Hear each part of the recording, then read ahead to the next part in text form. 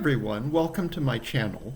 So in today's video I want to go over LGMD News magazine. You might not have known that there's actually a magazine devoted to research and patient perspectives and drug development on limb girdle muscular dystrophies. It started about a year or so ago, and it's published by the Speak Foundation. So the Speak Foundation is a patient-led organization which is focused on all different types of limb girdle muscular dystrophy.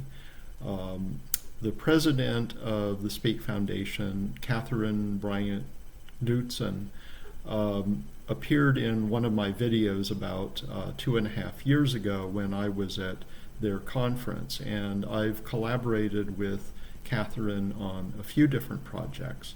The international LGMD conferences, which happened in person in 2019 and virtually last year, as well as the listening session for the FDA on limb girdle muscular dystrophies.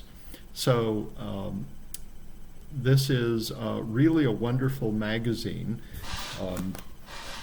Here's the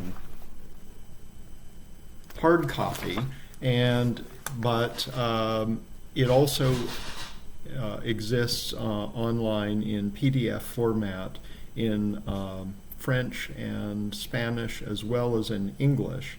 And so in the rest of this video, I'm going to take you through some of the articles in the most recent issue. There's really a lot of amazing content, and in this video, I'm only going to capture maybe a third to a half of the stuff that's in there.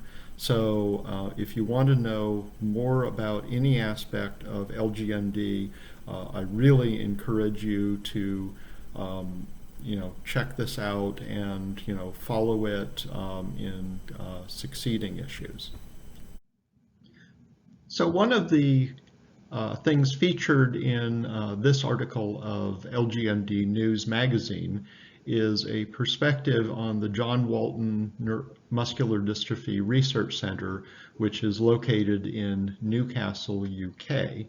And this is of interest particularly to me because it's one of two places where the gene which is involved in the particular form of limb girdle muscular dystrophy which I have was discovered a number of years ago.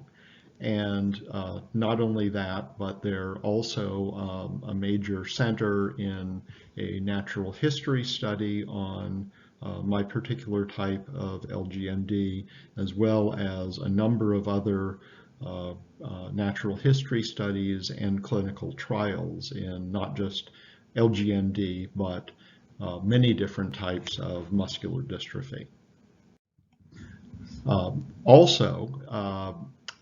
Volker Straub is the director of the center, and he writes an Ask the Expert question and answer session, which answers questions which are submitted by the magazine's readers about a variety of topics, and he's someone who's very knowledgeable and really likes sharing his knowledge with patients, and I think this is a fantastic resource. There's another group, and actually Newcastle is part of this consortium, although most of the people are in the US, called GRASP LGMD. And what this is trying to do is do natural history studies on a number of LGMD subtypes that haven't had them done previously, so that we can have a good knowledge of the disease, which will enable clinical trials to be designed so that, as we have treatments that are ready to test, we'll know how to test them and be able to get them approved if they should work. So this is a focus on some of the things that they're doing, including a couple of clinical studies which are listed here on the right-hand side of the page. Also, there's a major center in France, which is sort of a combination of AFM, which is the sort of major French organization funding research and development of treatments in muscular dystrophies, and Genethon. This is where the gene for calpainopathy, LGMD 2A, was first discovered. And so there's a feature about what's going on there and in their activities. And remember, for those of you in France, this magazine is available in PDF in French as well as in English, and it's also available in Spanish. I'm going to put the links down in the video description below. And speaking of LGMD2A, this is an article giving an overview about where the development of treatments and the scientific understanding of the disease is. LGMD2A, or as it's now known, R1, is the most common LGMD subtype in the United States.